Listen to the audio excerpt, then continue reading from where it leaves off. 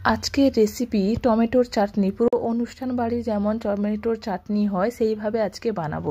তার জন্য আমি তেল নিয়েছি, তেলটা গরম হয়ে গেলে তাতে আমি শুকনো লঙ্কা দুটো আর 5 ফোড়ন দিয়ে দিয়েছি। এটা ভালো করে মশলাটা আর ফোড়নটা ভালোভাবে ফুটে যাওয়ার পর আমি এখানটায় দিয়ে দেবো টমেটোগুলোকে আমি নিয়েছি লাল লাল টমেটো, পুরো পাকা টমেটো এখানটায় আমি ব্যবহার করেছি, সেই জন্য এতটা দেখতে সুন্দর হয়েছে আর কালারটাও খুব সুন্দর আসবে এইভাবে টমেটোটা নিলে।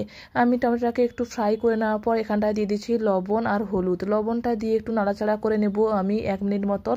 এরপর আমি এখানটায় লবণ দিয়ে নাড়াচাড়া করে নেওয়ার পর ঢাকা দিয়ে আমি রেখে দেবো সফট হওয়ার জন্য, যাতে টমেটোটা তাড়াতাড়ি সফট হয়ে যায়। তাই ঢাকা দিয়ে আমি সফট করে নিয়েছি। টমেটোটা খুব সুন্দরভাবে গলে গেছে, আমাদের খুবই সফট হয়ে গেছে এবং তাড়াতাড়ি এইভাবে নাড়াচাড়া করে নিলে দেখুন কত সুন্দরভাবে এখানে গলে গেছে টমেটোটা।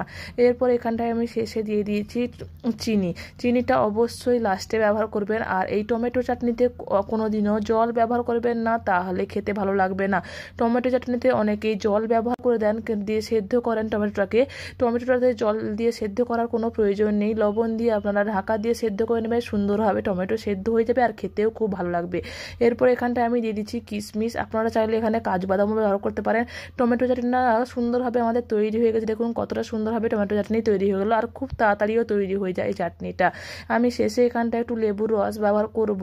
লেবুর রসটা ব্যবহার করলে খুব সুন্দর লাগে খেতে, ফ্লেভারটাও সুন্দর আসে আর একটু টকটকও লাগে, খেতে ভালো লাগে।